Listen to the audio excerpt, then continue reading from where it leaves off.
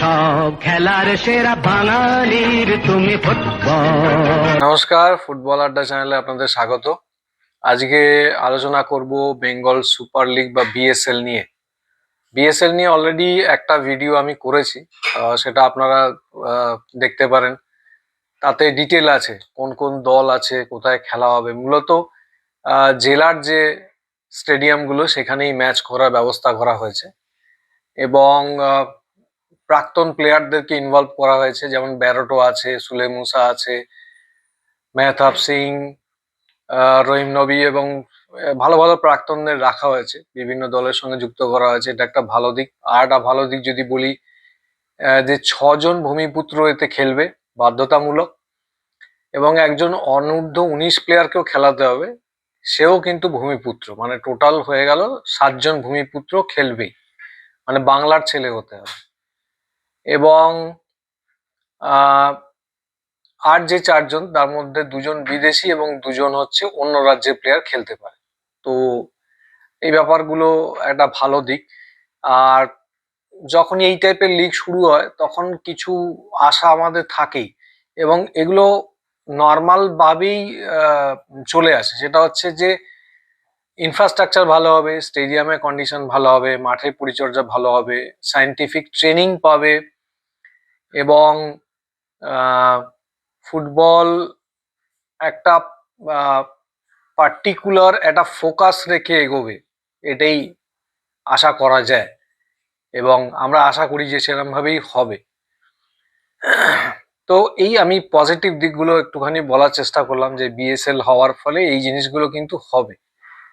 এবার আমার প্রশ্ন, যে বিএসএল আমি ধরেই নিচ্ছি যে আইএসএল থেকে এসছে, ইন্ডিয়ান সুপার লিগ থেকেই মোটামুটি বিএসএলটার কনসেপ্টটা এসছে, ফ্র্যাঞ্চাইজি লিগ ওটাও করা হচ্ছে। এখন এই ফ্র্যাঞ্চাইজি লিগের ফলে, এই ফ্র্যাঞ্চাইজি লিগ চালু হওয়ার পরে ভারতবর্ষে ক্ষতি হয়েছে, এবং এটা পরিসংখ্যানই বলছে যে ফ্র্যাঞ্চাইজি লিগ যখন স্টার্ট হয়, শুরু হয়, তখন আমাদের র্যাঙ্ক ছিল 90+, আর আমরা এখন 142-এ দাঁড়িয়ে আছি। 10 বছর বা 12 বছরে এই ফ্র্যাঞ্চাইজি লিগ কন্টিনিউ করার পরে আমরা 142 ফিফার ক্রমতালিকায় আমাদের অবস্থান।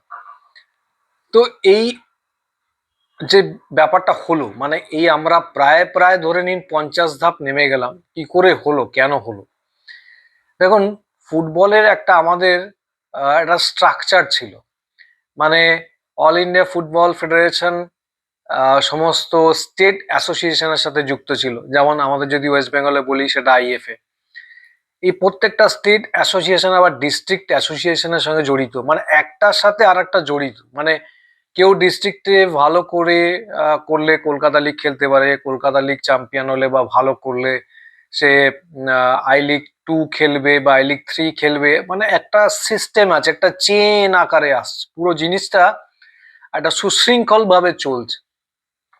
আইএসএল যখন এলো, আইএসএল কি করলো, এই 8টা টিম বা 10টা টিম, 12টা টিম, এদের সাথে লোকাল লিগের, ডিস্ট্রিক্ট লিগের বা অল ইন্ডিয়া ফুটবল ফেডারেশনের কোনো নিয়ম মানার বাধ্যতামূলক ব্যাপারটা রইল না।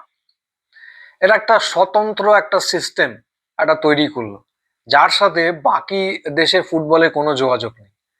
মানে বলতে গেলে অল ইন্ডিয়া ফুটবল ফেডারেশনের এই টিমগুলোর ওপরে কোনো কন্ট্রোলই আর রইল না।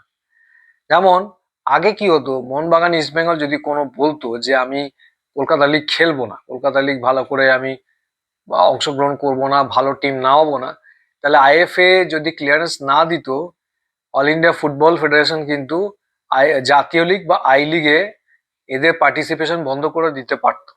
এখন সেই ব্যাপারটাই নেই, মানে পুরো জিনিসটাকেই বলবো বাইপাস করে দেওয়া হয়েছে, ফ্র্যাঞ্চাইজি লিগ করে এই জিনিসটা হয়েছে।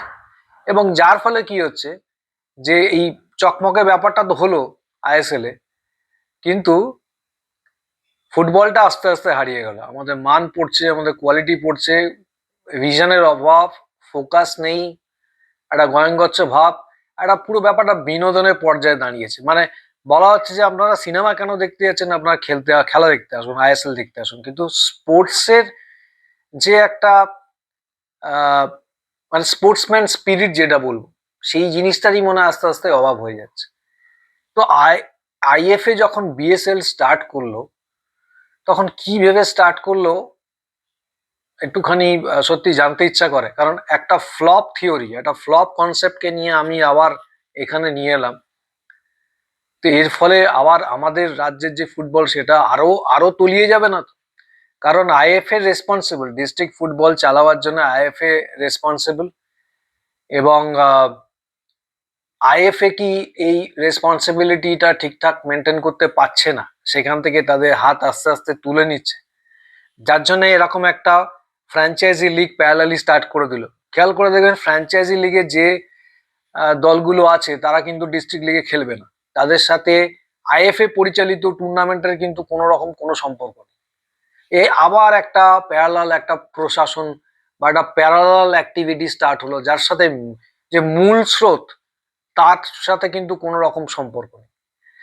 এখন আইএসএল করে যেটা হয়েছে যে বাকি ফুটবলের থেকে আইএসএল দলগুলো পুরো আলাদা, এবং ফ্র্যাঞ্চাইজির যে প্রধান সে সে যা চাইছে সেটাই হচ্ছে। মানে আমার লিগ থেকেই প্লেয়ার নিয়ে তোমাকে ভারতীয় দল বানাতে হবে, আমার লিগ থেকেই কোচ নিয়ে যদি নিতে চাও এখান থেকে নিতে হবে বা বাইরে থেকে আনো। বাকি ফুটবল মানে আই লিগ 1 বা আই লিগ 2 বা সন্তোষ ট্রফি, সেখানে কোনো প্লেয়ার যত ভালোই হোক আমি সর্বোচ্চ পর্যায়ে তাদেরকে নিতে পারবো না। সেম জিনিস কপি হবে না তো বাংলায়? এখন যেমন একটা স্বাধীনতা দেওয়া আছে কোচকে, সঞ্জয় সেন নিজে দেখছেন, সারা বছরের পারফরমেন্স বিচার করছেন এবং কোনো প্লেয়ারকে নিচ্ছেন বা রিজেক্ট করছেন সন্তোষ ট্রফি দলের জন্য, বাংলার জন্য। তখন এরম হবে না তো যে ফ্র্যাঞ্চাইজি লিগে যারা খেলছে তাদের মধ্যে 7-8 জনকে নিতে হবে? ভয় লাগে, কারণ একটা তো আমরা দেখছি যে আইএসএল এর ফলে কি অবস্থা হয়েছে। সেকেন্ড হচ্ছে দেখুন, ডিস্ট্রিক্ট লিগের মানে খুব বাজে অবস্থা, কি হচ্ছে না হচ্ছে কেউ জানে না। আমি আমার দায়িত্বটাকে মনে হচ্ছে আইএফএ কাঁধ থেকে ঝেড়ে ফেলে দেওয়ার জন্য একটা প্যারালালি ফ্র্যাঞ্চাইজি লিগ চালু করে দিল, ঠিক আছে। এর সাথে সাথে আর একটা জিনিস, সেটা হচ্ছে বিধায়ক কাপ। অনেক জায়গায় বিধায়ক কাপ হচ্ছে, সেখানে হয়তো কিছু যারা সারা বছর দল পরিচালনা করে সেরাম দলও খেলে, আবার কিছু দল তৈরি হয় শুধু এই বিধায়ক কাপ খেলার জন্য, এদিক ওদিক থেকে প্লেয়ার সংগ্রহ করে। কিন্তু আলটিমেটলি যাই হয়, যেটা হয় সেটা তাৎক্ষণিক, মানে দর্শক আসছে দেখছে এনজয় করছে, এনজয়মেন্টের উপর বেশি নজরটা দেওয়া হয়। দূরের যে দৃষ্টি বা ফোরকাস্ট করা, যে আমি একটা যদি জিনিস চালু করি 5 বছর পরে আমাকে এই রেজাল্ট দেবে, বা আমি এখন এটা চালু করলাম 5 বছর পরে আমি আমার জেলার ফুটবলকে এই জায়গায় দেখতে চাই, এইরকম ভাবে ভাবার মতো কেউ নেই। পুরো জেলা জুড়ে মানে যতগুলো জেলা আছে দেখবেন কয়েকজন ফুটবল প্রাণ মানুষ খুব কষ্ট করে তারা একাডেমি চালাচ্ছে, কোচিং ক্যাম্প চালাচ্ছে, এদিক ওদিক থেকে চেয়ে চিনতে করছে।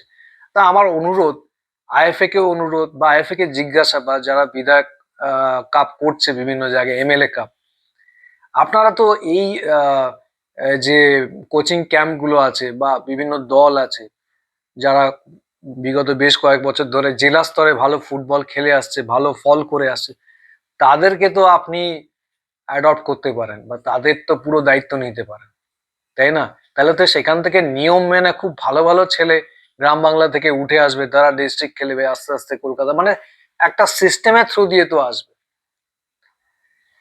বা আইএফএ তো পারতো যে এই ফ্র্যাঞ্চাইজি লিগে যতগুলো কোম্পানি যুক্ত হয়েছে তাদেরকে কোনো কোনো একটা ডিস্ট্রিক্টের দায়িত্ব দিয়ে দেওয়া, যে এই ডিস্ট্রিক্টে খেলাধুলা বা ফুটবলটা বিশেষ করে আপনারা দেখুন, আপনাদের সমস্ত জায়গায় প্রচার টোচার যা হবে সেই জেলার মধ্যে আপনারাই করবেন। সেটা আপনারা করলেন না, আপনারা একটা বিএসএল স্টার্ট করে দিলেন। এমএলএ কাপও চারদিকে হচ্ছে, সেখানে ডিস্ট্রিক্ট ফুটবলে সবাই মিলে যত এমএলএ রয়েছেন যারা টুর্নামেন্টটা করছেন, তারা কি ডিস্ট্রিক্ট ফুটবলে কিছু কার্যকারিতা বা কিছু আহ একটা কার্যকরী ভূমিকা নিতে পারেন না? একটা দলকে আপনারা অ্যাডপ্ট করতে পারেন না? বা একটা কোচিং ক্যাম্পে আপনারা সমস্ত দায়িত্ব নিতে পারেন না? দীর্ঘমেয়াদী একটু ভাবুন না, এতে তো ফুটবলেরই ভালো হবে, বাংলার ভালো হবে। কারণ এইভাবে ফ্র্যাঞ্চাইজি লিগ করে জোড়াতালি দিয়ে আমি জানি না কি হবে। যাই হোক, নতুন লিগ হচ্ছে, আহ, সফলতা অবশ্যই আশা করছি, এবং তার সাথে আশা করছি যে জেলা ফুটবলটাকে চাঙ্গা করুন, কারণ জেলা ফুটবলে বিস্তারটা অনেক বেশি, ফ্র্যাঞ্চাইজি লিগের থেকে অনেক বেশি। ঝাঁচাক চকচকে ব্যাপারটা দরকার, কিন্তু এই গ্রাসরুট লেভেলে যদি না করা হয় কিছু কাজ, তাহলে কিন্তু মুশকিল আছে। ক্রিকেটে দেখুন, ক্রিকেট আইপিএল চলে, তার সাথে কিন্তু রঞ্জি ট্রফি, দলীপ ট্রফি, এই সমস্ত পর্যায়ে খেলাগুলো কিন্তু খুব মন দিয়ে হয়, এবং সেখানকার খেলাধুলা দেখতেও কিন্তু সিলেক্টররা যায়, এবং তারা স্কাউট করে কে ভালো বল করছে, কে ভালো ব্যাট করছে বা বোলিং করছে, ফিল্ডিং করছে, তারা দেখে ভালো করে, এবং সেখান থেকেও কিন্তু বাছা হয়, প্রতিভা বাছাই চলে।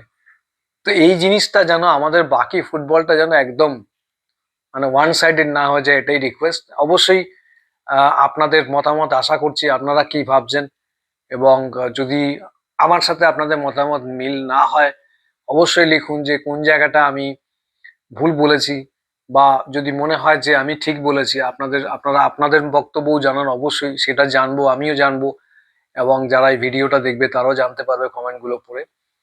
আহ, অনেক অনেক ধন্যবাদ আমার এই ভিডিওটা দেখার জন্য। যদি ভালো লাগে আমার চ্যানেলটা সাবস্ক্রাইব করবেন, এবং ফুটবল প্রেমীদের কাছে এই ভিডিওটা অবশ্যই শেয়ার করে দেবেন। অনেক অনেক ধন্যবাদ। নমস্কার।